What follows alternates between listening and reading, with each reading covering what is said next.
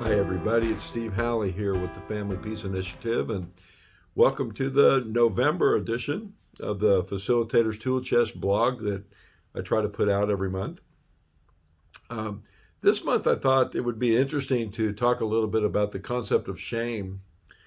And, commonly when we think about shame and together with domestic violence, we think about victims and survivors who carry the burden of being abused and treated cruelly in relationships for years without communicating that to other people who might be able to support them, love them, or help them. There's a lot of shame around the idea of enduring cruelty. Very rarely do we talk about the shame that those who inflict cruelty and violence on their partners experience. And for many of those who batter, there's a great deal of shame about their behavior, which is why you very rarely are hearing people in your group bragging about their dominating and controlling tactics. They're generally trying to minimize, deny, and blame other people in order to get away from the acknowledgement that they've used that behavior in their relationships. There is a lot of shame around being an aggressor, a perpetrator, an offender, somebody who dominates and controls. And so in the Family Peace Initiative, we address this topic and we ask people to have conversations about shame at specific times in our curriculum. And the way we approach it, we introduce shame, the topic of shame. Brene Brown describes shame as this things about us that if people know that we will be rejected. There will be evidence that we are bad, not just that we've done something bad, that we are bad people. It becomes attached to our character. And I think of that as a pretty good definition that shame, and if people know this information about us, there's a risk of us being ostracized, rejected, ran out of town on a rail. So shame is not often talked about. And in our class, we introduce that, and then we ask for the participants to do a homework assignment where they bring a symbol of their shame to class the next week. This symbol can be anything. It can be a song, it can be an item, it can be a poem, it can be a drawing that they just draw on the board. It could be a piece of clothing. Pretty much anything can represent shame, as we've discovered over the years.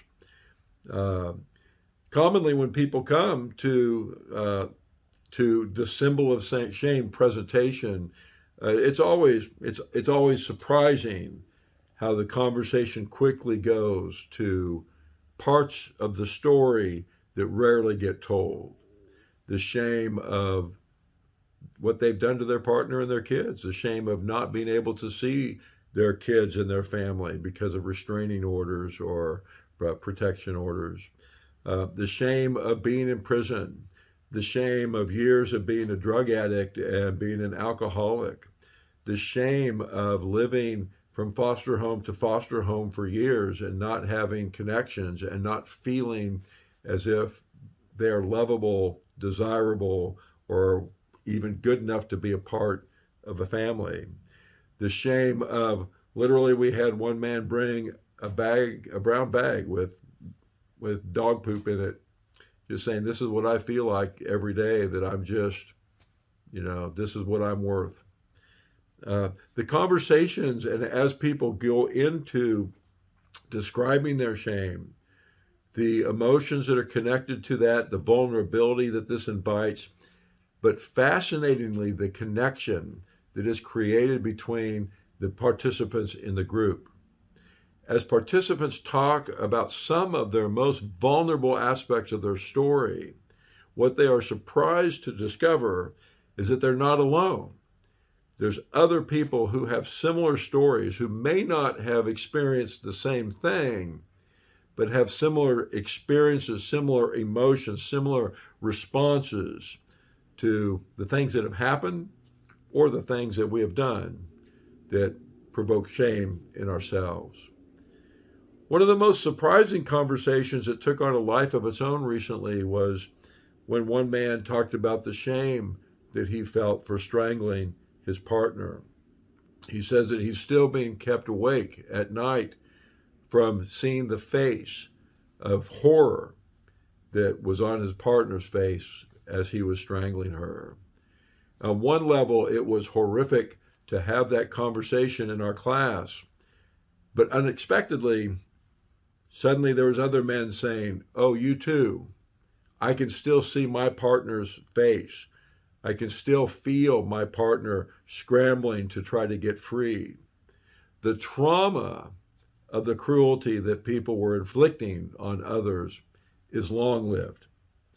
And in a battery intervention program, it's important to have this conversation, to bring these kinds of experiences, memories, behaviors out into the open, not only to talk about the impact of how these horrible events impacted the survivor, the partner, the family member, but to also acknowledge that our violence, abuse, our addictions, our indiscretions have a long-term impact on those who inflict that behavior on others.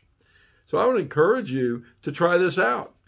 You can simply have a brief conversation introducing shame to your class, and then just invite them to bring a symbol of something that represents their shame to the next class and watch the conversation develop.